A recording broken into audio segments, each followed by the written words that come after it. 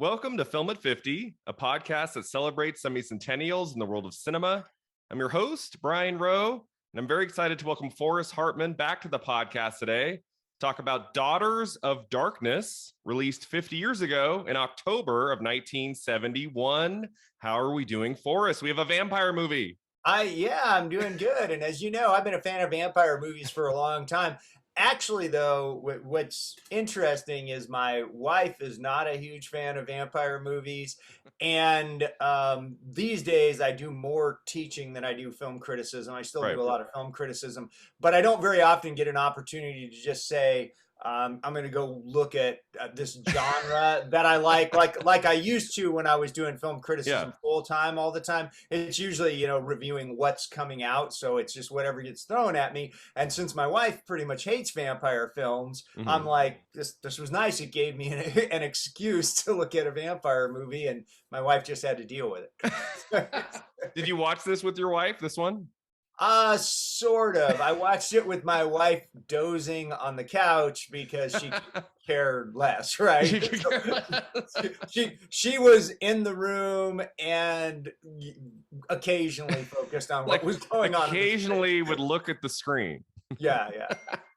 To say things like, this isn't really even a vampire movie, is it? Yeah, I was wondering that too about 30 minutes into this. Where are the vampires?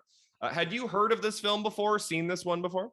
I had not. Okay. I neither, honestly. I mean, I had heard of it when you broached it to me, but that was the first time. Okay. I mean, that's the thing about vampire films. I've always sort of liked vampire films as a genre, but there are so many that are bad, and there are so many, right? And I have tried to over the years focus on the better ones. And there's just so much out there. It's hard to digest. So I know I was not aware of this one, but I'm glad you brought it to my attention. Yeah, so 1971 is a kind of a big year for vampire movies with female vampires.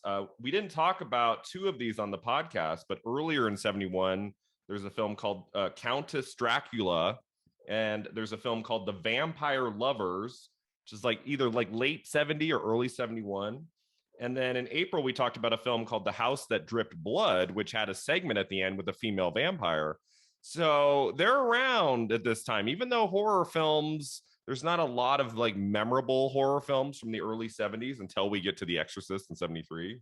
There's a lot going on with vampires here. I don't know, Forrest, if that has to do with Christopher Lee and the Hammer films and all of those vampire movies, which were very popular into the 70s. But this is apparently a genre people were flocking to at this period of time in film history. Yeah, I think vampire films are one of those things that have always been popular to one degree or another. As with everything in cinema, I know you're probably more aware than me.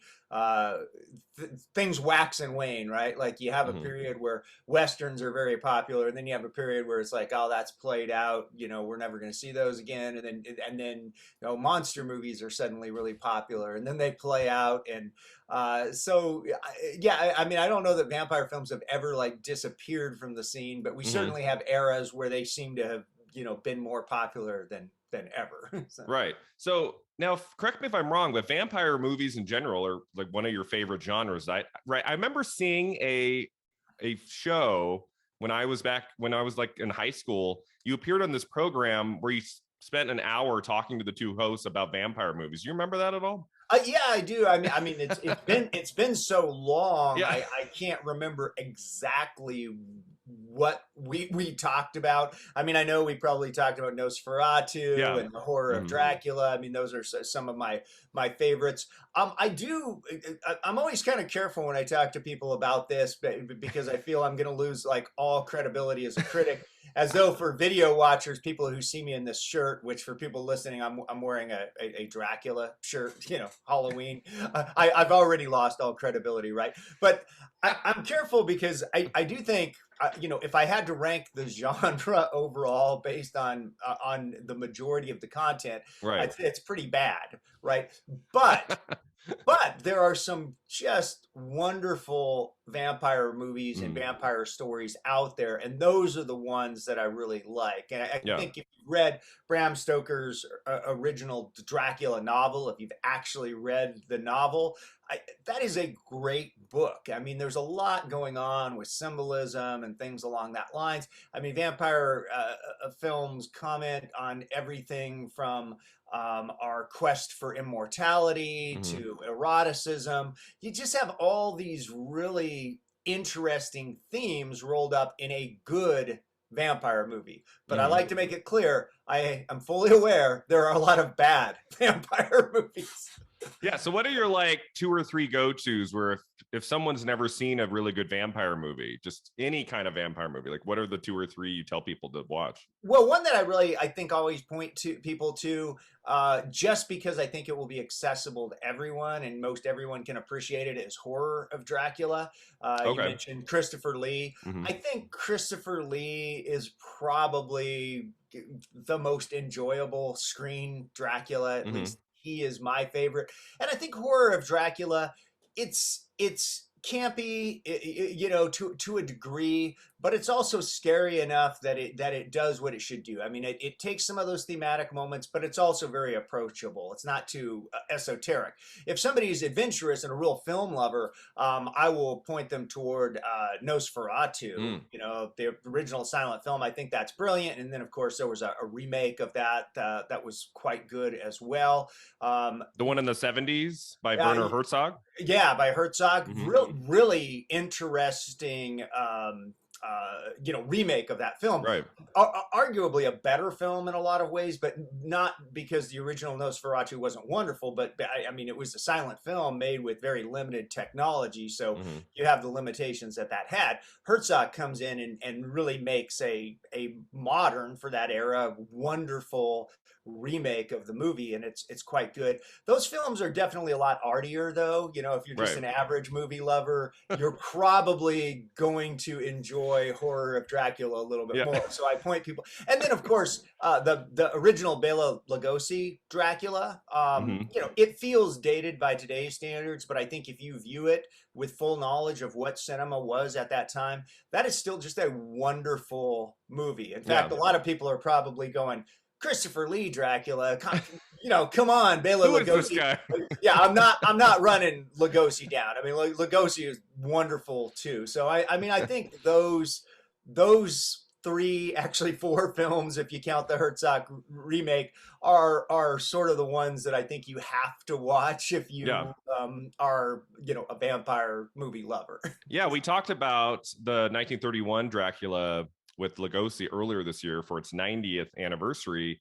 And then early next year, we're going to talk about Nosferatu, which is turning 100. Came out in Yeah, 22. wonderful film, wonderful. And if you watch Nosferatu, not to get ahead, because you may say this when you do that, you have to watch Shadow of the Yes. Vampire, Hmm. which is a film about the making of Yeah. Nosferatu, which is also just a wonderful vampire Yeah. film. With Willem Dafoe in an Oscar nominated role that came out in Yeah. 2000. Yeah. Yeah. So that's another one I love. Like you're saying, what would you watch if you are the adventurous film goer who loves really great vampire films? Watch Nosferatu and watch Shadow of the Vampire Yeah. as a double feature, because that's a wonderful experience. I'm laughing thinking about like just a casual film fan coming up and saying, what's a good vampire movie to recommend I watch tonight? And you say Nosferatu, and they pull it up and it's like this 100-year-old silent movie. They're like, what? Yeah, exactly. I think you'd have to prepare them for that. Well, exactly. That's why I said, that's why Horror of Dracula, I can say, hey, this is an old film, but it's a great Yeah. film. And I think, I could even, I teach college classes. I think I could tell my college students to watch Horror of Dracula and they're not going to come back throwing things at me the next day. If I tell them to watch Nosferatu, it might be one of those things where nobody else shows up. Everybody drops the class. So, You don't show your journalism students Nosferatu. I do not. I do not. You don't tie it in some way.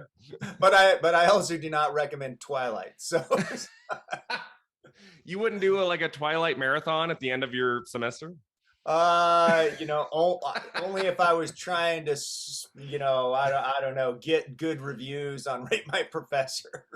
As a teacher, it's hard for me because it's really easy to crap on the Twilight books and the movies and stuff, but a lot of like teenagers still really love those stories, and so I try to not say negative things about. I just don't talk about the Twilight series. That's basically where I am now. Well, I know somebody that you and I both know who's a great academic and intellectual, Christopher Koch, who's a Right. creative writing instructor at University of Nevada, Reno. Mm-hmm.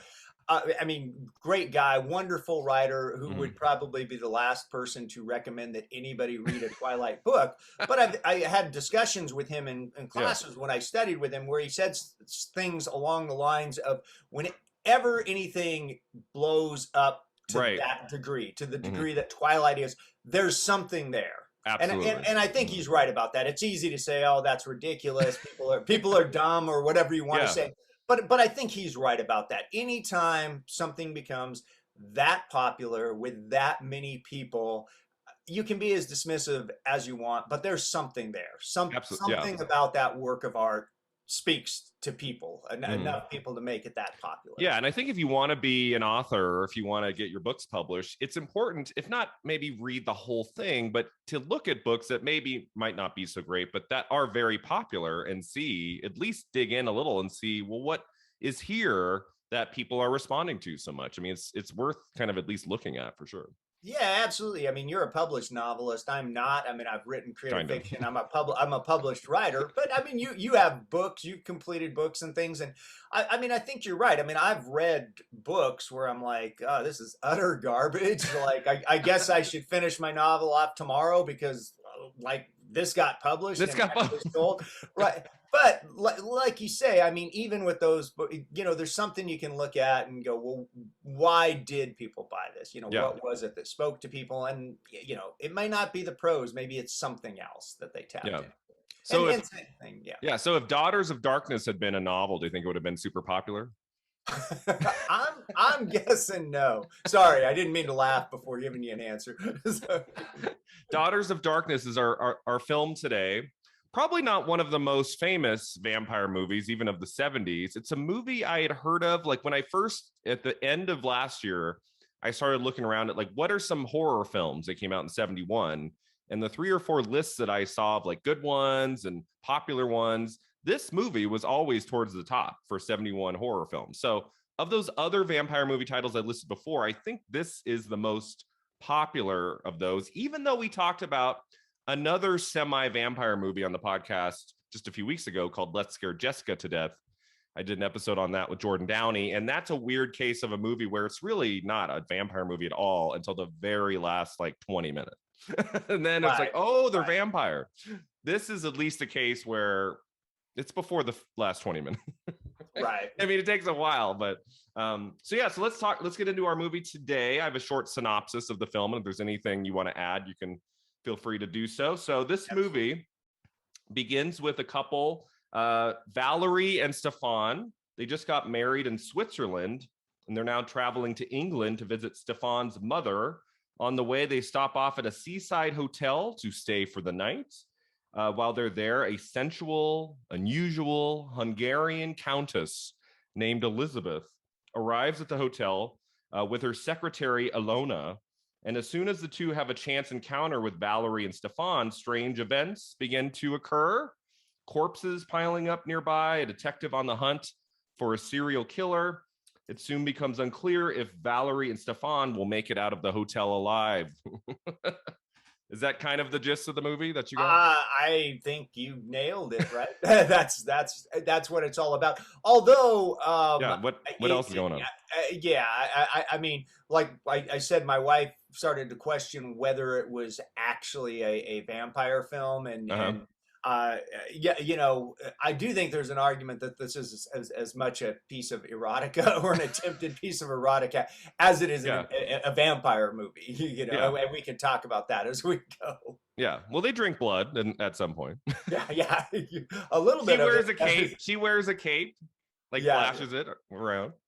Yeah. So let's get into some background info before we get into our thoughts on the movie. So the film was directed by Harry Kumel.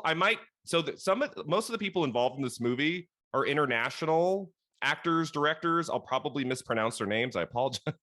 Well, and I was going to say I wish I could help you. I was hoping you had all the right pronunciations because there are a lot of people involved in this film that I really was not that familiar with, despite being a film lover for You don't years. know the complete filmography of everybody involved in this movie? Can't say that I do. Yeah, it's, and I've talked about this before. It's always fun for me when I put on a movie and I know nobody. Like it's just Right. like a Oh yeah, cast of yeah, yeah. unknowns to me, and I'm like, okay. I just had that. I watched last night the new James Wan horror film *Malignant*, which is great, by the way. I just watched it Oh, last night. is it? That's on my list. I'm Oh, watching it's if that you soon. like horror films, like it's kind of like batshit crazy. In the last Uh, 20 minutes, you're just like, what is going on here? But it's a lot of fun. But that's Excellent. also a movie I just watched last night where I really didn't recognize any of the actors in the movie. And that's always kind of exciting for me. You can kind of get lost into the movie a little bit when you're not just focused on, oh, I know that guy. I know that. That Uh-huh. kind of, that will always take me out of the movie, at least briefly. So that Right. was kind of cool. I don't know the work of this director very much. He mostly made documentaries over the Okay. course of many decades. It's like if you look him up on IMDb, it's like documentary, documentary, documentary, and then there's like 4 or 5 titles that don't say documentary, and this is one of them.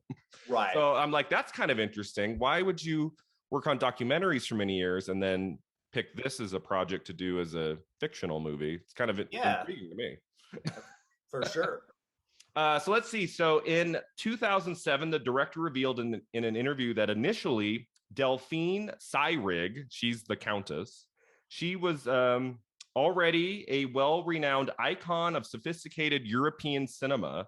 She was not eager to take the part of Countess Bathory when he sent her the script, but her boyfriend, a famous French film director, was a big fan of graphic novels. And when he imagined Kumel's material and the idea of the film to be something of a graphic novel, he enthusiastically convinced her to take the offer. So the Okay. lead female of this movie, she was like kind of resistant. And I could Uh, kind of see that, like 1970, like, okay, an yeah. erotic vampire movie, I'm good. Yeah. Yeah. Yeah. But Exactly. because of her boyfriend or uh her boyfriend was like intrigued by the idea of it being like a graphic novel, and that's what got her to say yes. That's kind of interesting. Yeah. Well, especially in that era, because the whole thing of making graphic novels into films, I think of a more modern trend. I mean, we see it Oh, all the right. time. Yeah, yeah, you know what I mean.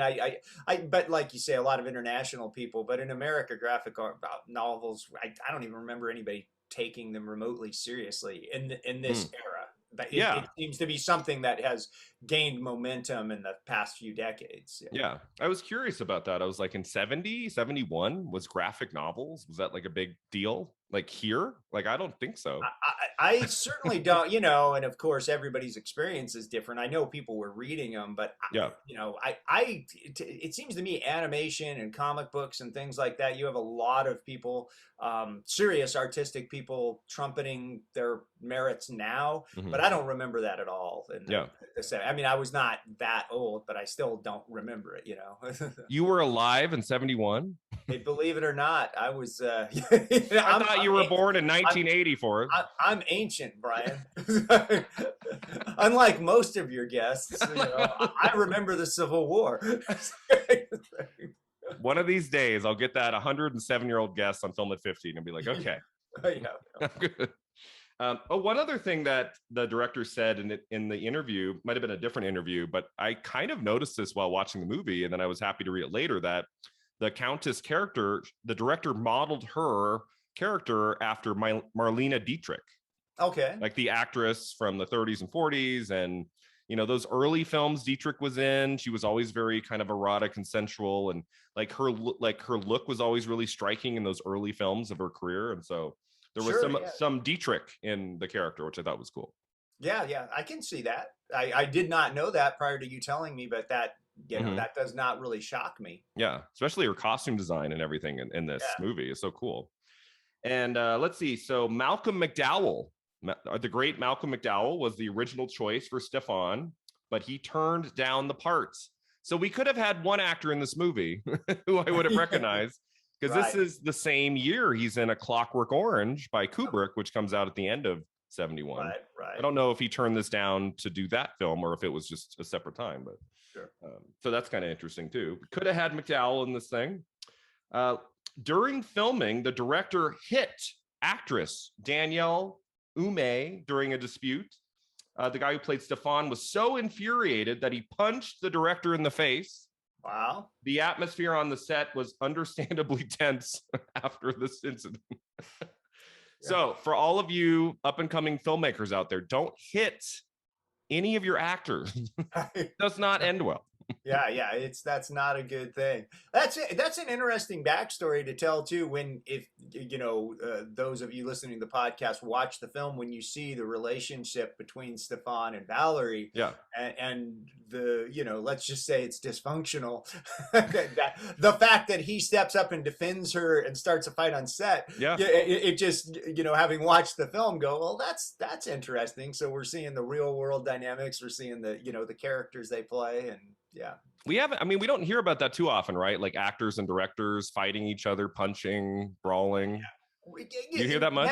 Now and then, but not very often. Who is it? The last time I like David O. Russell. David O. Russell and George Clooney on Three Kings. I think they I don't think they punched each other, but I think they were rolling around on the ground.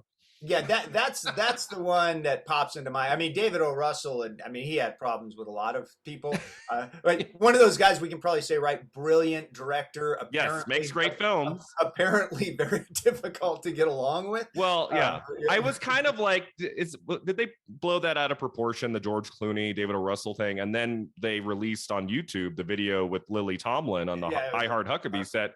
Have you seen that clip of her yelling at him? And he storms in and starts throwing stuff. And I went, whoa. Okay, yeah, I buy it. I think the George Clooney thing happened.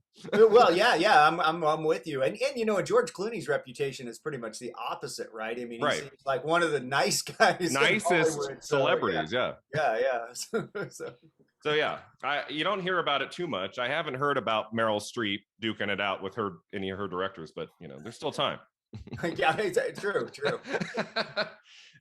Maybe she can direct and do that. Yeah, I think a lot of fans of Meryl Streep, if she was directing them and Streep punched the actor would say, "Thank you, Meryl." I'm never washing my. I am never washing this. This bruise is forever.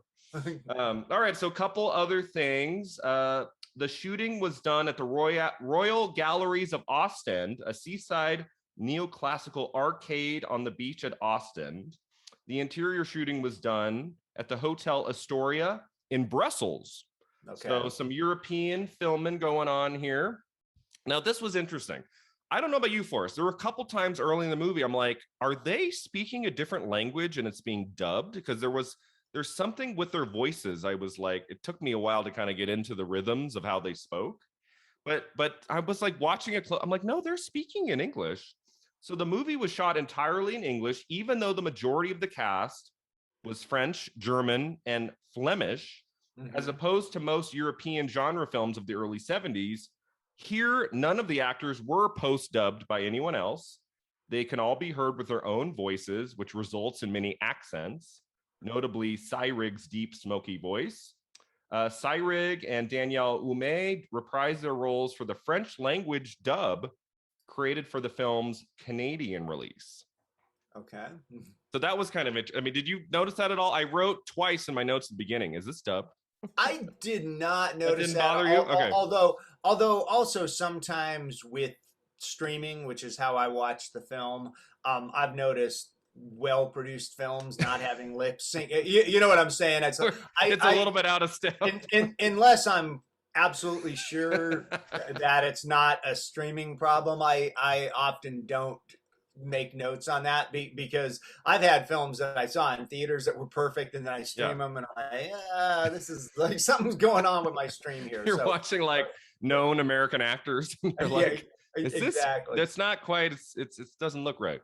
Yeah, but I didn't. It wasn't bad enough on my feed that I made any note of it. Well, then there's a part where they look at a newspaper and it's not in English. The paper is not in English, and I went. Then I thought, okay, maybe this is dubbed. I did notice that, and you would see signs in the background that weren't in English and things along that. I just assumed it was part of the art design because they were traveling, and I mean they talk about going to Bruges and foreign locales, so I figured that's all intentional, but I did notice. I mean, in the newspaper, in fact, they make a big deal of it, right? Yeah. Because she talking about Valerie has to translate the words because she knows enough of the language to translate it. So like if I was watching a movie and you were the star of it, Forrest, and you were speaking in it and it was a little bit off, and then you you picked up a newspaper and it was in French, I think I would say, Sure. oh, maybe this guy's voice is tough. Oh yeah, yeah. I don't think you're. Yeah, that just shows you pay great attention to detail. I tried. All right. So the last thing I have about the movie, in the early 2010s, Time Out conducted a poll with several authors, directors, actors, critics, the best 100 horror films of all time. Daughters of Darkness placed at number 90 in their final list. So this made the top 100 horror films of all time on Time Out, maybe about a decade ago, from many, many critics and actors and directors. So the movie is known by some people. Sure, Right? sure, yeah. Which means I should have heard of it, but You only read that list till like number 50, didn't you, Ford? you can't know everything. All right. So that takes us to our thoughts on Daughters of Darkness. I keep wanting to call it Daughters of Dracula because of the alliteration, but like Daughters of Darkness. What were your thoughts on this one for us? I gotta say this is the first one we've watched together or for this podcast where I'm not much of a fan. I mean, I don't have a lot of nice things to say about it, and I'm not with any work of art. There are nice things to say about it. There were things I liked about it. But overall, I found it kind of problematic. I particularly thought that the ending was rushed. And the main thing for me, and I understand a lot of artists, directors like to do this, they leave questions because they want you to make interpretations. Yeah. But I felt like there were too many questions and plot points that were never resolved, things that were just left hanging. We got to the end, and I'm just like, but what about like that thing that we spent like 10 minutes on setting up? It's like that was just a red herring. Like you just lay that out there and that's the end of it. There were quite a few moments like that for me in the film, just things left unexplained and too much left to interpretation. Yeah, I think I liked it a little more than you did. There were a lot of things I liked on like a kind of a smaller level. As a whole, I don't think the movie works very well. But I'm glad I watched it, and there's some things in it that I really admired. And I think one of the problems with the movie is it's very slow. There's really nothing scary or frightening at all. And it's really not until the last 30 minutes where we get a lot of vampire moments and moments of fear. And then it's like the longest slow burn in the history of movies. And then at the very end, there's like 3 crazy action-packed sequences that just go, it's like boom, boom, boom, and then the movie's over. So the pacing of it is very odd. It's like it should have had a better balance and had more in the first half, kind of leading us toward the car, what happens to the car at the end, and it just, as you say, it happens very abruptly. And then we even get this little tag scene at the end that doesn't really work. And so overall, it doesn't work well. But I did like some smaller aspects to it. Yeah, and I'm with you there. I mean, there are some places where it's nicely made. I mean, the setup I enjoyed had it resolved in a different way. I think I might have had a completely different feeling about it because I mean, all the way along, I felt like, oh, cool. They're setting up some really interesting things. I liked the characters. I mean, I didn't always like the characters, but I liked what they were doing with the characters. They were complex. I thought they had some interesting ideas going on about the relationships between men and women and women and women. But you talk about those action-packed twists at the end. I don't think they always fed the thematic ideas they were trying to lay out there. Like I said, I thought it was really interesting what they were trying to say about men and women and women and women and relationships in general. But then those big twists, I was like, well, so what? I thought you were maybe trying to say this. Now I have no idea what you're trying to say. I was just left with that, right? It's like, well, a lot of stuff happened, but I have more questions now than I did during your setup. Yeah. And also people die in very easy ways in this movie. Mostly it's just they just fall on their back. I'm like, they're dead. Okay. I mean, and that's the thing that people how do I say that without giving away too much? So these are not traditional vampires, but Right. they seem to have traditional vampire characteristics. Hmm. And so part of the film plays into us understanding vampire tropes, and that Hmm. running water is bad and Yeah. sunlight is bad and Yeah. crosses are bad. But then much of the film plays against all of those tropes. Like these Hmm. vampires are quite different than anything you've seen before. And I'm not sure that entirely works either. I kept figuring there would be some sort of resolution that would explain this, right? That Hmm. obviously this film is made at a time, 1971, when people have seen other vampire films and know a lot of those tropes. Like you said, they'd be familiar with the Christopher Lee Dracula films. They would be familiar with Yeah. Bela Lugosi. Many people would probably have read Dracula and things like that. So they riff on vampire stereotypes, but never really give you the rules of the world that we're working with, and I found that to be kind of confusing as well.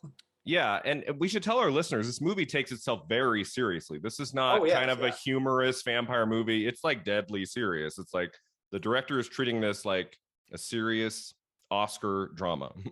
Yeah, You know? absolutely. I mean, it is one of the vampire films I said at the start. Like, I'm careful. Like, oh yeah, I like vampire films. It's like, oh, you're the critic we want to ignore. I like good vampire films, and this would be Yeah. one that is certainly attempting that. Right? Yeah, I It's not. admired that aspect. Yeah, it's not trying to be a silly film. It's Right. or It could have salacious. just been a throwaway, silly, like, blood and guts, all the Right. blood looks like red food coloring and just gross. Like it could have been that for early 70s when you can get Right. away with that stuff. You can show blood now, you can show nudity. Sure. It could be kind of a trashy movie like that. I like that the director was going for something a little bit more serious, Yeah. but Yeah. Me there too. could have been like a little bit more humor or tongue in cheek.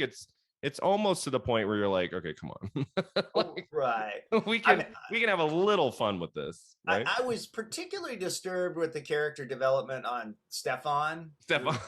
who has the relationship with Valerie. I mean, Yeah, just got married. they spend a lot of time, you know, making you think there's something going on with Stefan, right? He's not an average guy, and you throw him into this vampire setting, and there are lots of clues that there's something going on with Stefan. Yeah. Maybe he knows more about this, seedy vampire underworld than we think, and it's never really resolved, and that really bothered me. Right? There's Yeah.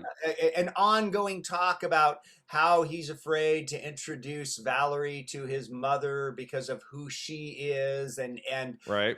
and that never gets resolved. And we spend considerable time in the movie on that aspect of the plot.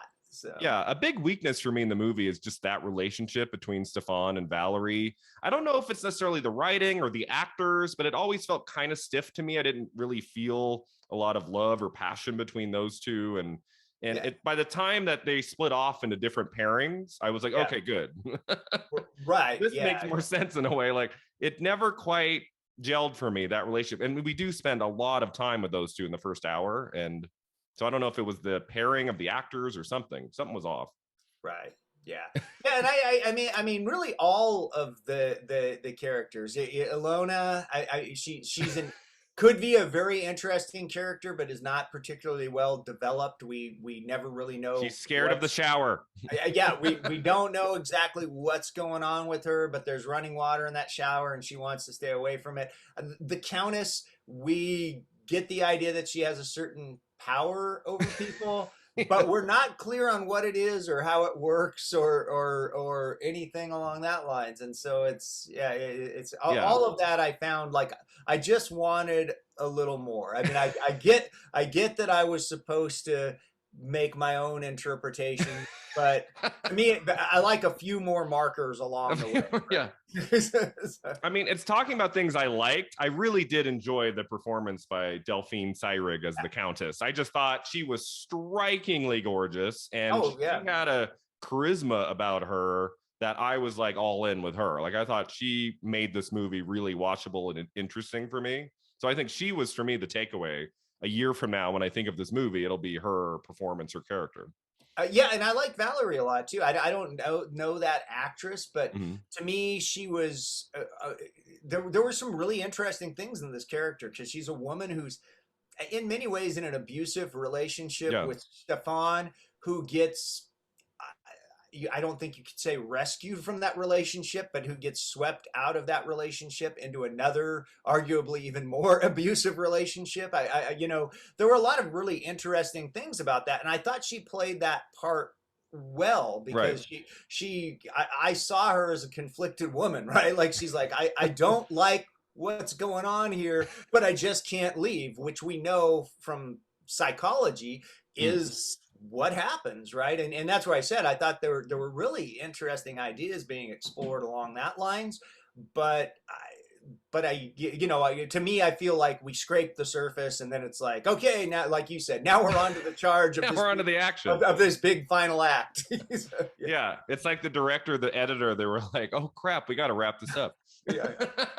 But It's funny you said that because that's how I felt. I was like, so they run out of budget. It's like it's like, oh, last scene, we were going to shoot all this we other had stuff. another half hour, but Yeah. some of these things we'll just never know. Yeah. But I like that. It's a very female driven movie. It's not something you see in everything in 71 that I've talked about on the podcast, where it's really like one guy and three women. And at some point, it's kind of like talking about these ideas of like female empowerment, and they're taking control of the situation, and the guy is losing some of his power in the second half. And I kind of like that. Yeah. And I like that, and I like the use of the color red. I thought was done really well. Yeah, Just yeah, that like that was with the nice. costume design, and gosh, the lipstick on both Alona and Elizabeth, it's so red. You're like, whoa! Like just the use of red, even at the beginning and the opening titles, was really cool. So I like that aspect of it. There's a lot of things in this I like, just as a whole. Didn't The quite, cinematography I thought was quite nice. yeah. The shooting. I mean, it was an art film in a lot of Hmm. ways, right? It was even if the images they were showing us weren't pretty because they were disturbing, they were pretty nicely shot. Hmm. Yeah, I mean, I can see why this would be maybe a favorite among some cinephiles and some people who are really interested in the genre. I mean, if you tell someone, "Oh, there's this really cool vampire movie you need to see from the 70s," if you start it like that, I don't know if a whole lot of people would get into this. There is a certain expectation we have at this point in time when you put on a Right. vampire movie. It doesn't matter what decade it came out, and this happened with Let's Scare Jessica to Death a little bit too. It's like when you approach a movie that's called a vampire movie and it's really not what you expect, even no matter how good or bad it is, you're kind of like, okay, you have to kind of come at it from a different perspective in a way. Yeah, absolutely. Yeah. Anything else we liked about the movie? I mean, even though those last scenes were rushed, I did like the intensity of those last few moments. And there's that shot of God, I love that shot of her Elizabeth like out on the beach, and she has like that cape, and the Oh camera's like yeah. really far away, and you see like her cape come up. There's like really cool shots throughout the movie that I wrote down like four of them. I was like, oh, that's really cool. Like a shot I've never really seen in that way before. Yeah, I think we hit on the main things. I mean, with me, um, the primary thing is I really liked the setup enough, the ideas, the themes Mm, that I thought were being introduced.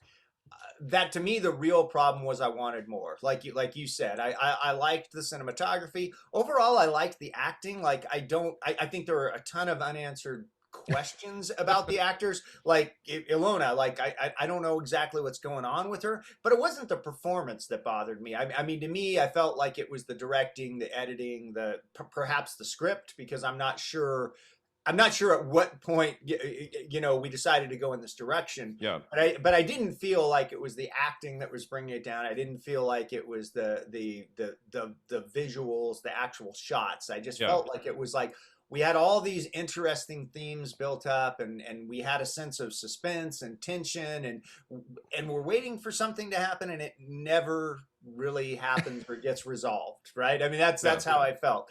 And so it's sort of tough. It's one of those films that we recently were talking about writing film reviews in one of my college classes, and I Hmm. said I've had a lot of films like this, and they're often the ones that are hard to write reviews on, where you watch the film and had it ended differently, had Yeah. loose ends been wrapped up, had some problematic areas been addressed, it probably would have been a very favorable review. Hmm. But those things didn't happen, or it goes off the rails in the final act, and so it's like, okay, Literally. now now I have to figure out how to write the review Yeah. that says this is not a good film, but there are good things in it. Yeah, I've been writing film reviews the last couple months for in session film, and we had a group talk recently where they were saying, it's really easy to write a very favorable review. It's really easy to write a negative Yeah. review where you just knock it. It's those movies where it has good and bad, and you're kind of right in the middle. Those are the hardest reviews to write. Absolutely. I mean, because you can't just be snarky, right? And Yeah. just like hammer the thing, which those reviews, I think it's easy fruit, but you can be funny in them, right? You can make a Yeah. lot of jokes about how bad it is, etc. And that's kind of fun. If you love it, you can just, praise it to death. But yeah, when you're in the middle, it's sort of like, well, I can't just crush these people because there were good things, right? They were attempting to make good work. I can see the ambition there. Right. It just, in my opinion, at least, doesn't work, and that's what you got to get across, right? That and obviously, if it makes number 90 on a film of 100 great horror films, there are a lot of people who don't You feel see like something we in it. do, Yeah. right? Yeah. So, But yeah, I mean, there's a lot to like in this. I would never write a review of this movie just like saying, okay, don't bother, this is not worth your time. There is a lot of interesting stuff here, and I think it kind of depends on the style of horror films, vampire films you're into. I think some people could really go for this. I like the sense of place in the movie. The hotel is very cool. It almost yeah, has the yeah, feel of a gothic old castle because it's very right. empty, right? There's like nobody there. Oh yeah, yeah, yeah. That's one thing. That was one thing I wrote. I thought that the movie could have been helped by just a couple more supporting characters, like a couple more people in the hotel. So much of this movie is just the core four. At a certain point, I was like, well, let's bring in a couple other visitors or something. Yeah, Like I maybe think there you're could be right. a murder early, like that we see in the hotel or something, just to give it a little bit of pizzazz, some tension in the first hour. I don't Yeah, know. it makes me wonder if Stanley Kubrick saw this film because honestly, Yeah, the first when we saw this big empty hotel, the first thing that came to my mind was The Shining, the Overlook Hotel. which of course is a later movie, right? I mean, this film would not be borrowing from The Shining; it would be the opposite. Yeah, Um, and so there were interesting things about yeah. that it shows how our brains work too, right? Because like I immediately go, oh, this reminds me of this newer movie. So, yeah, And we should mention there's a lot of like nudity in this film, a lot of right. sensuality. This is very few films I've looked at for the podcast so far has this much kind of sex, nudity, sensuality. I thought the movie handled that pretty well. I thought it kind of like was integrated into the overall story fairly well, and it felt right for this property where maybe another movie I would have been like, what is this doing here? So I thought Yeah, that worked okay. it wasn't over the top. Yeah, I mean, it was. I mean, it was graphic, but not gratuitous. I would Right. say. Although, like I said, my wife's interpretation in watching with one eye open was like, this is like an erotic thriller, right? This isn't a vampire movie. And I'm like, well, yeah. I mean, I guess that all depends on interpretation. So, yeah, She had her eye open just for an early scene of some nudity, and then she yeah, closed her, and then she opened them again just for that final like yeah, car, exactly. the Yeah, car going off the off the side yeah, of the road. yeah, That was such an operatic ending. It was yeah. so big and operatic compared to everything else that came before. I was like, okay, go for it. Yeah.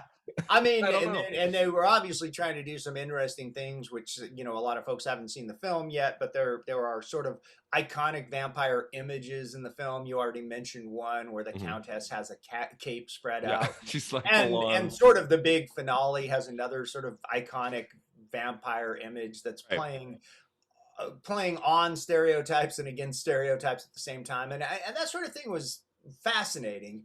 But yeah, just like you say, when you put it all together, it didn't work for me. I didn't. I was like, why wouldn't they know to leave like earlier before it starts getting light out? You're like yeah, mindlessly yeah. driving. Like, isn't that number one?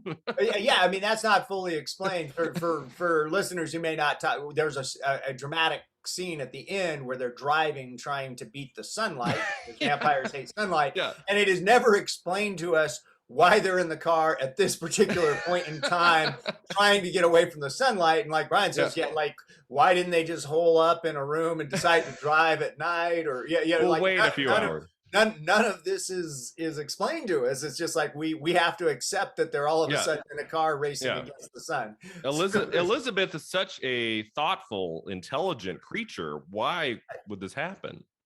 Exactly. Yeah. So that took away a little bit of the power of that final image of Elizabeth, which is amazing and striking. It's a little bit doesn't quite work because of the well, and it plot hole there. honestly, there are things in the film that honestly made me wonder if we're supposed to be thinking about mental illness, and that Right.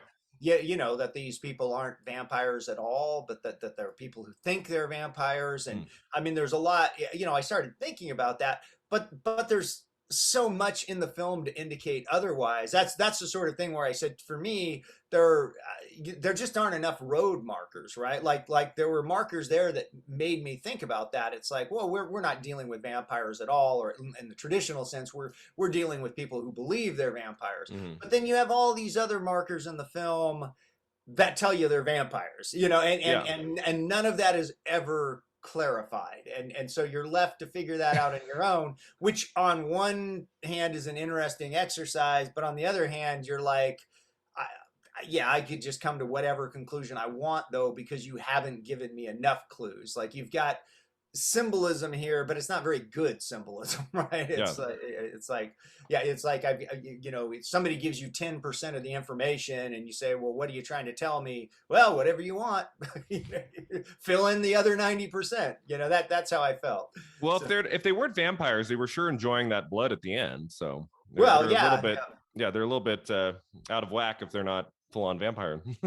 well, I mean, there are apparently I like people existing today who will drink blood and, you know, who live vampire lifestyles, which that's not that's not how you live, Forrest. It's not a culture I really care to learn any more about, but I'm, you know, I have read news articles and things that apparently there are these people who exist. So okay, well, if you're listening, go for it. yeah, no, not making any judgments, but no judgments here at Film at 50. yeah. So anything else you want to say for us about the direction or the performances? Anything we haven't touched on? I feel like we've touched on most of it. Yeah, I honestly, I think I've hit on my complaints and the things that I appreciated about yeah, I film. would be curious to know what about this material did a documentary filmmaker say, I want to make this? Like that intrigues me. I tried to find anything I could find online of like what about this like inspired him to make the movie, but that is an interesting, you know, it's not your go-to genre story that a documentary filmmaker would necessarily gravitate to. I feel and so much of his filmmaking is foreign, that I mean, are you aware of, because I'm not looking at the titles and such, was there a particular genre of documentary he was particularly interested in? I mean that might give us I'm not sure, maybe they were all about vampires. Yeah, well, or I was thinking, you know, perhaps about sexuality and, right, and you know, male female relationships, things along that lines would clue it, because there is a lot that appears to be being said along those lines. I just don't think it's expressed all that well. Yeah, but it's a very confidently made movie by the director. This is not someone who feels like, oh, he mostly makes documentaries and then he did this one-off where he made something fictional. Like it feels like someone who's made 10 other fictional films before this. So I think that element works pretty well. I mean, I think he did a good job on that level.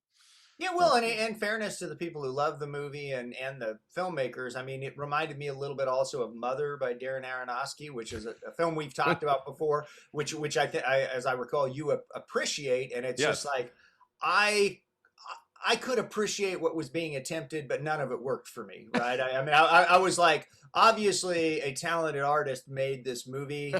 but I just don't get it. Right. Right. It's Yeah. just like I'm not, and I didn't get it to the point that it's like I don't care to go back and try to get it, that sort of thing.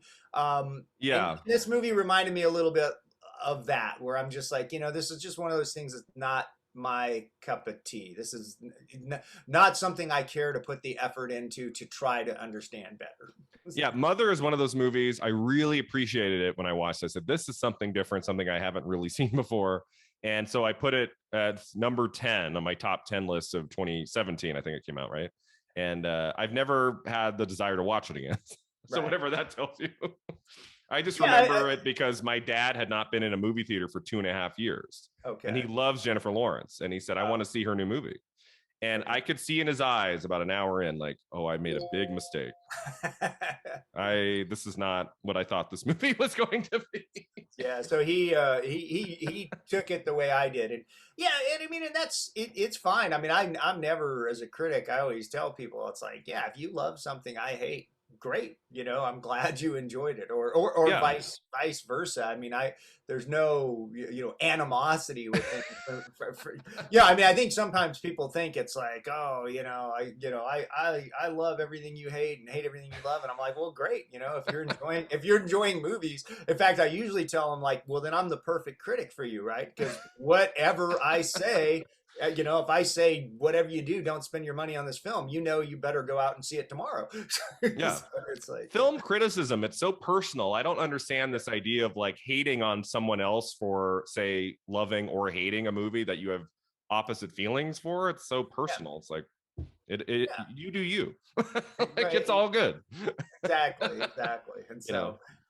so, uh, but yeah, I mean, to answer your question, I think I've covered my thoughts on the film. I'm glad you brought Yeah. it to my attention, but it's Yeah, I think not gonna. it was worth watching once, right? Like Yeah. worth a look, not something you'll be revisiting every Halloween for the rest of your life. No, but I am aware it exists now, and so the Yeah. next time I'm talking about vampire films, somebody asks me, "Do you know Daughters of Darkness?" I will say, You will "Yes, say, I why, do." yes, I do. And here's a link to the podcast, Film at Exactly. 50 by Brian Rowe. Check it out. If you like that film, then listen to Brian and I tear it down. For an hour. I think we approach this movie with some fairness. I think we talked I, about, I think I don't want to make it sound like I hated this movie. I liked a lot of it. yeah. It's probably not something I'll watch again, but it was something that I was kind of interested in as I looked at it. So my last question about the movie, Forrest, if this movie were made in 2021, how would it be similar? How would it be different, do you think? Like, let's say if it were made in America today, this story, Oh how would it be done?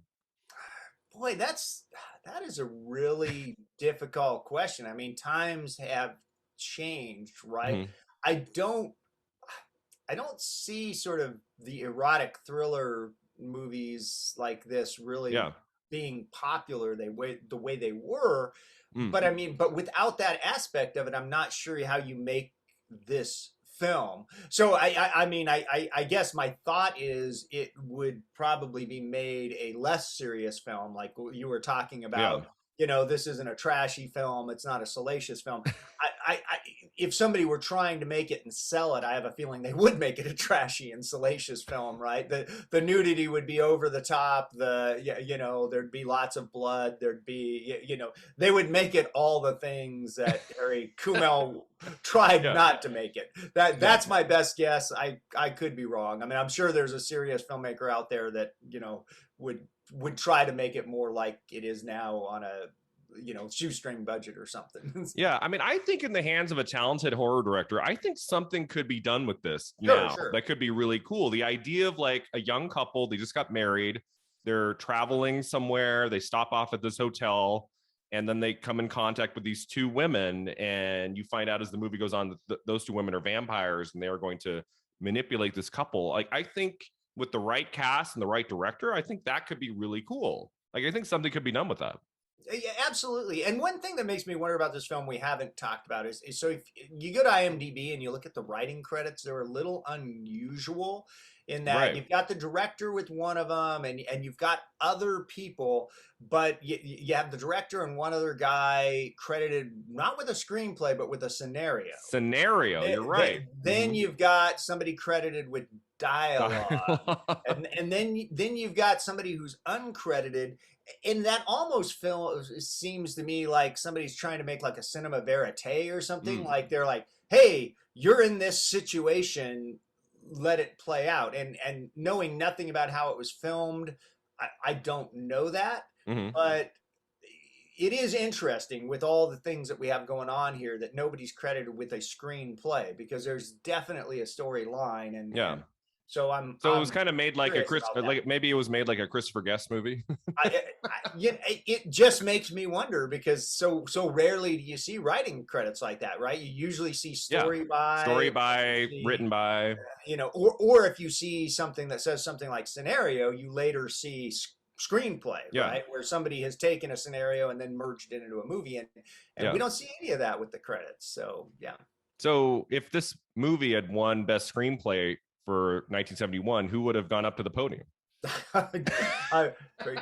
Good question. All the five Countess would have gone up with her cape. Yeah. And said thank you very much and walked up. All five of the people that get assorted credits. The one who's uncredited would have been the one to accept. Thank you for this award. Exactly. Oh, I don't think this got any nominations of anything for 71. But it should have gotten costume design. I think that would have been good. Yeah, it did have good beautiful costume design. Yeah, if you look at IMDb, which tallies up lots and lots of ratings, I think I'm looking now, it's got 5.4 thousand. It's got a 6.6 out of 10, which is kind of that rating that's pretty decent for kind of an obscure horror film like this. Yeah, it's like it works for enough people that it's climbing towards 7, but there's definitely people who don't like it, and you know what I mean. That's sort of those 6s always tread that. Yeah. They're like what we're talking about with reviews. They're the hard ones. There's stuff to like, but it doesn't. Yeah. Do you look at IMDb ratings a lot? Like if a movie has under 6 and it's like got a lot of ratings, that's usually a tip off that it's probably not going to be great. Yeah, I do. I mean, if I'm reviewing something and I know I'm reviewing it, I actually try to stay away from as many ratings as I can so that I get my own assessment of it. But if it's something I'm watching for fun, I know I'm not going to write about it. Yeah, I'll take a look and see what other people are. You're watching a movie and it's not going so well, and you pull up IMDb and it says 2.8. Like, oh crap. I have done that. It's like, this one's a 1.2. I guess I shouldn't be surprised. Is there a 1.2? Like, are there movies that have under 2? Oh yeah, I mean, I've seen really low ratings. It's great. I don't know. I mean, I suppose you could get a 0. I don't think I've ever seen that, but Forrest is on there. It says 0.0, and you're like 5 star, and then it's up to a 0.1. Yeah. I think all because of me. If I do find a 0.0, I think I gotta watch it though, right? I mean, that just means it's historically bad, so you need to have it. You need to have seen it.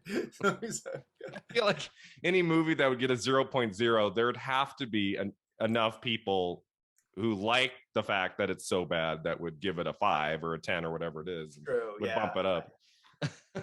I still have to watch the Cats musical. I mean, not because I think it will be good, but because it was so roundly panned that I kind of feel like I got to watch it. So I rented it and I said, okay, I'm gonna come at this like I'm not gonna have judgment. Like let's just watch it. And I made it about 30 minutes, and I said I can't watch this it's so ugly. The look of the movie visually is so off-putting that I just could not get into it, and I just had to turn it off. That was my reaction to Cat. Interesting. Not to derail. Some people not to derail the conversation, but that would be the last problem I would expect from that film. Like you know what I'm saying? I mean, to me, it's basically a dance musical. I'm thinking if there's one thing you're going to get right, it's going to look cool. But right, that would be the one thing you think would be in that movie. But we could go into a whole thing. Like I think they were rushed, and the visual effects artists, no shade on them, I think they were really rushed to get it to that Christmas release date. Sure. And I guess it just is one of those cases where you can see it on the screen. But yeah, we're not going to talk about cats until 2069, so I have time. Yeah.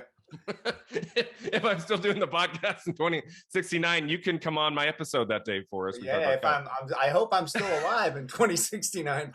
That's an optimistic view for me. So, let's do it. Yeah, I'll put it on the calendar. That'll give me incentive. Put it on the calendar for December of 69. That's to talk about cats. I have to do the math. Am I going to be over 100, or would that be in the 90s? I'd be old though.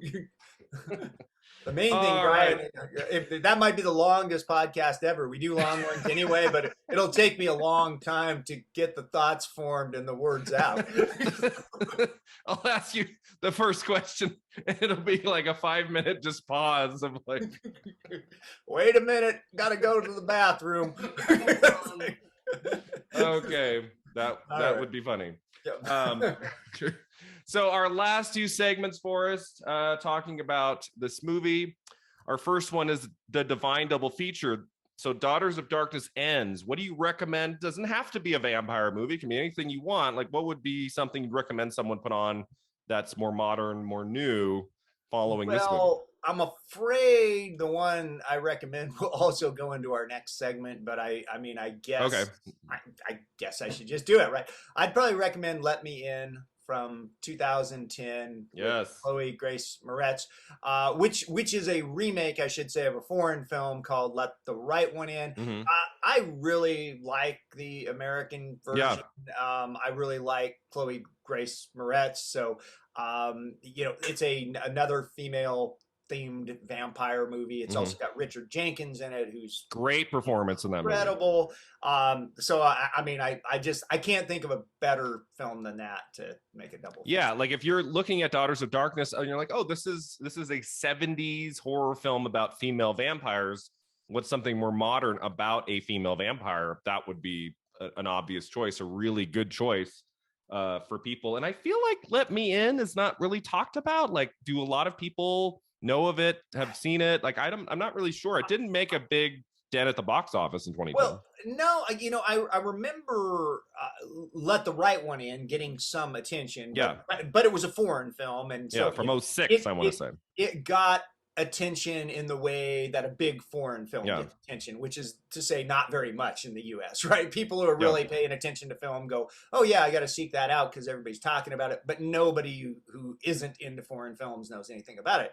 And then Let Me In, because I think Let the Right One In was popular, and it was well done, which often those American remakes are worse, but because it was good, I remember it being well reviewed, and I remember it getting a fair amount of media attention as it was released, but I think you're right. I can't say that I've heard anybody talk about it prior to the two of us since that release back in 2010. Yeah, I remember at the time telling some film lover friends about it, and they're like, "Oh, I already saw Let the Right One In." Like that, I don't need to see the remake. And I had a weird experience of seeing the remake first, and then like a year or two later, I watched the foreign film, and they're very close. They're very similar. So I'm watching the foreign film, like, oh, I've kind of already seen this. But then I'm like, okay, if I'd seen the foreign film first, like maybe that's the one I would tell people to see more so than the American version. But I think they're both really great. And I think, if you want to watch the American version, this is one, as you say, it's not lesser than. It's really great. Yeah, it will. And who knows, maybe the foreign version is the one to watch as a double feature, since there are so many there's like a foreign players aspect involved. That's an aspect I didn't think about. I just thought about which film do I really like, and so but I think, like you say, you can't really go wrong, right? Either one of those films, double feature, you're good to go. Yeah. So I picked a little bit newer film. Did you see A Girl Walks Home Alone at Night from 2014? I did not, but it sounds like I probably need to. Yeah, it's really cool. I saw it the once. I think I saw it right before I did my top 10. It made the second 10 of that year. It's really cool. It's a black and white Iranian vampire Western. Ah, okay. By Anna Lily Amirpour, who has done some great work since. And it's mainly, it's basically a female vampire. It's very slow. It's kind of like about style and tone more so than it is like a story that you necessarily get super involved in. but it's just a Sure. really striking, beautiful film in black and white, great lead performance, and just really fascinating and weird and kind of erotic. And I think it'd be kind of a neat one to pair with Daughters of Darkness to see the evolution of film. It's kind of indie, it's, kind of low budget, but it looks great and a fantastic cast. And I think that director is super talented. I would go with A Girl Walks Home Alone at Night from 2014. Well, it sounds like I have to watch Yeah, I that. think you'd like I it. mean, yeah, I yeah, think you'd like it as a vampire movie fan. It's yeah, one of the ones that has stuck with me. Vampire movies of the last 10 years. It's definitely one of the top. So definitely check it out. yeah. I think, I think I have to watch it. So Yeah. thanks. I got a good recommendation here. Yeah. And it has nothing to do with the movie Home Alone, just so you know. Yeah, okay. Even though it's in the title. We always come up with an idea we can make, Brian. I mean, I'm like, let's merge. Has someone merge those two movies? Yeah, let's merge them. Iranian vampire western with Macaulay Culkin. Like, yeah, let's there get we this go. done. That's a hit. That's a big hit. So beyond the flick, I thought we'd talk about to wrap up our conversation today about female vampire movies. We've just mentioned two of them. Any other titles come to mind going all the way back to the beginning of cinema? Any vampire movies about female vampire that you like? What's interesting is in preparation for this, I kind of looked over lists for best and I'm not trying to be misogynistic at all. I don't love a lot of movies about female vampire, and I don't know what it is, just whether it's the film industry not giving women a lot, but I mean, one that people talk about a lot is The Hunger, 1983. Yes, do you like that film? And Susan, I did not love that film either. Okay. I mean, maybe it's the erotic thriller genre, but I mean, it's certainly a movie worth seeing at least once, sort of like this one, right? Yeah. There's interesting things about it. It often comes up in conversation, but I don't love it. Okay. One I do like that I don't know if it counts as a female vampire film or not is Interview with the Vampire. Oh, right. Kirsten Dunst is a female vampire in that. Yeah. Exactly. I like that film a lot. And like I say, I don't want to come off as the two male vampires played by Brad Pitt and Tom Cruise are predominant, but I think what they do with the female vampire in that, played by Kirsten Dunst, is really interesting because she's a child, and then you get the whole ethics question with well, you can't make a child vampire; they never grow old, and I love that aspect of that film. So that's one that I would bring up for sure. Yeah, that's a really good one. Do you like the Underworld series with Kate Beckinsale? I don't hate it. I mean, I like some of them. I guess I tired of it. I think the first one's fine. I think it's I like Kate Beckinsale. To me, that's like a comic book movie, and it's right. It's okay. I mean, I've seen them all. I don't hate them. I also don't. How many have there been? 5, I think. I think so. Yeah. And there's werewolves in that too. And so if you like Twilight, then that's if you want Twilight with more action and gunplay. There, yeah. I can't say I'm a huge fan of that series. I think the first movie of the series is pretty solid, like the very first one. Like that one has a structure to it. It just feels a little bit more complete, and then the sequels, they get more and more crazy, and you're like, okay. Yeah, I agree with that. I mean, I do like the first one, and I think probably when you asked me about the series, I tired of it, but the first one, I agree with you. It's just one of those things like, I've been there, done that 5 times, but the first movie is. But you saw all of them, you said. Yeah, I mean, I'm a vampire completist fan, and those were big releases. Yeah. So part of them were for reviews and things like that. So yeah. At least I think I've seen all of them. I don't know if I saw the last one. I'll have to double check. Yeah, I wouldn't be able to ace a test about the 5 films if someone gave me a test. Right? Yeah, no, me neither. Wouldn't do very well. I mean, it's kind of female vampire. I mean, it's a little stretch, but From Dusk Till Dawn has a great Salma Hayek vampire, like really cool halfway through. Yeah, good point. That's a good one. I really love that movie. I love how the first half is Pulp Fiction and then the second half is Vampire Carnage. I've always liked that about movies where you're watching it kind of like Psycho and you think it's something, and oh no, it's actually something else. It's this other movie. I kind of like that aspect of From Dusk Till Dawn. Some people I, didn't. I like that film too. I mean, I think that movie's underrated, right? A lot of times it doesn't get Great talked about, but cast. yeah. Like, I mean, maybe that's my weakness for when a vampire film's halfway decent. I give it a thumbs up, but I like that one a lot. I thought it was yeah, well made. I still think it's one of George Clooney's best performances in a movie. I love him in that. Like, he doesn't play that kind of guy very often Yeah, in yeah. film. I thought he did a great job in that. And then my top three would be Let Me In or Let the Right One In. They're kind of together, but the first one I saw was Let Me In. I just think it's absolutely fantastic.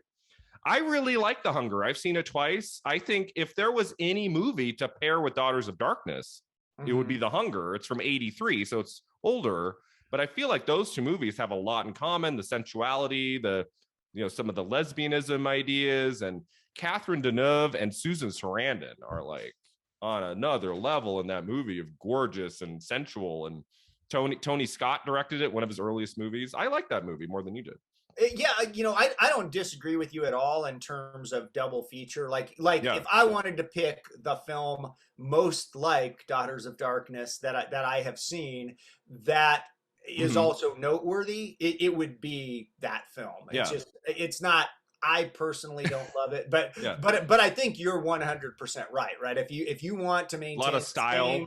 same tone, same sort of themes, things like that, that is absolutely the right double feature. And the man is David Bowie, right? Isn't the guy David Bowie in that movie? Yeah, I think you're right. I mean, yeah. just a really cool, interesting cast, a lot of style.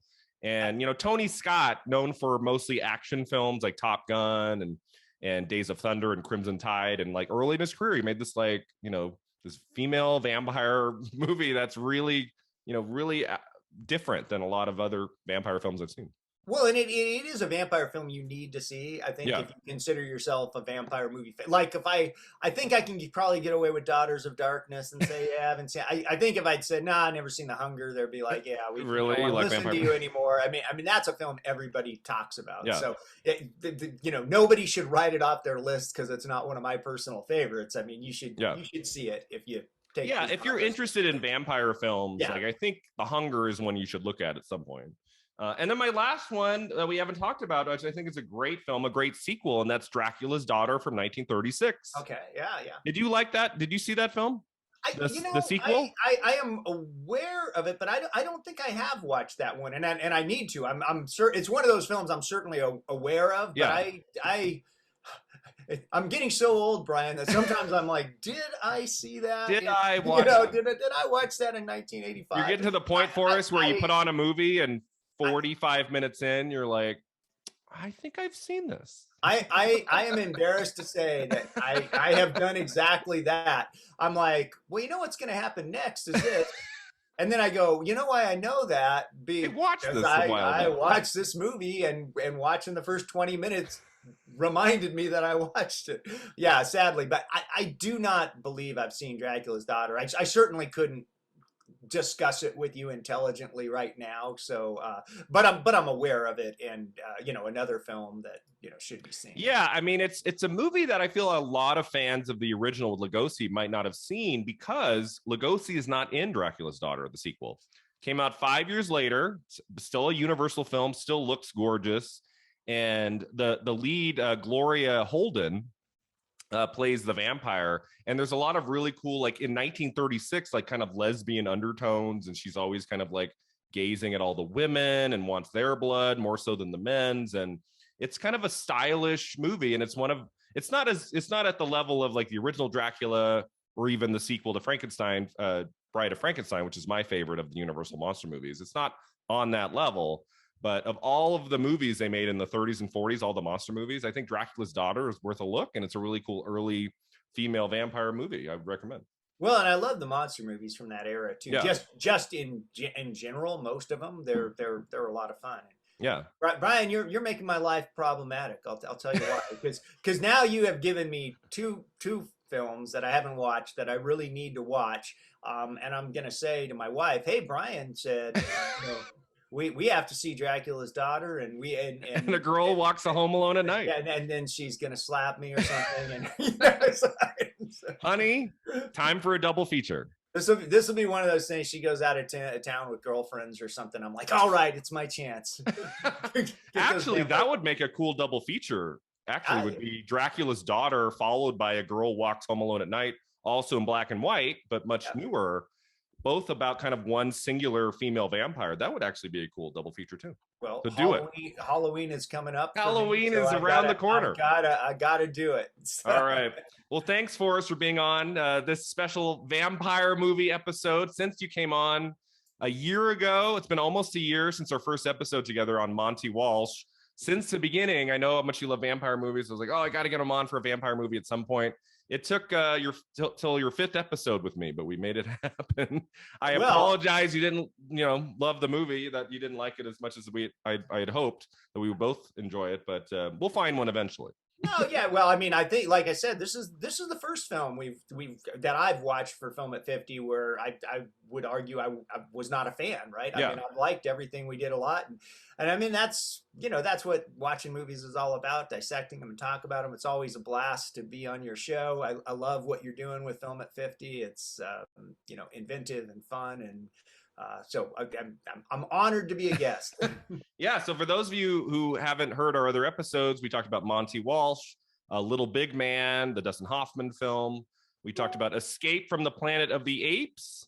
And we talked about Citizen Kane this past summer, a bonus episode, Citizen Kane's 80th anniversary. We talked almost 2 hours about that movie, and it's a fascinating conversation. So go check that out.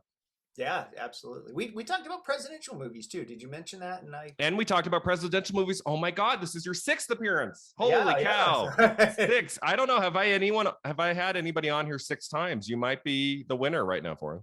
You're gonna have to get a jacket like for SNL or something. Yeah, SNL. What is I can be one of the like 5 Timers Club. Yeah, exactly. Yeah, like when you get to 10, like I feel like at 10 we need to do something big. We'll have to do it in person. You can bestow me with the film. Yeah, like an award. 50, yeah. That would be awesome. So anything you want to plug, or any where our listeners can find you online? You can check me out at forresthartman.com. These days, a lot of my work when I'm a teacher, but when I do freelance, I give an awful lot of my stuff to a site called Highbrow Magazine, which is just highbrowmagazine.com. I'm actually doing some like broadcast video stuff for them. Oh, cool. Days. Yeah. So yeah, if you haven't visited Highbrow Magazine, it's a great, just a great publication run by a friend of mine. I love contributing to it. So that's probably the easiest place to find me, that and forresthartman.com. All right. Well, thanks so much for being here, Forrest. And thanks to all of you for listening. You can find us online at filmat50.com or on Facebook, Twitter, and Instagram. And until next time, remember, 50 never looked this good.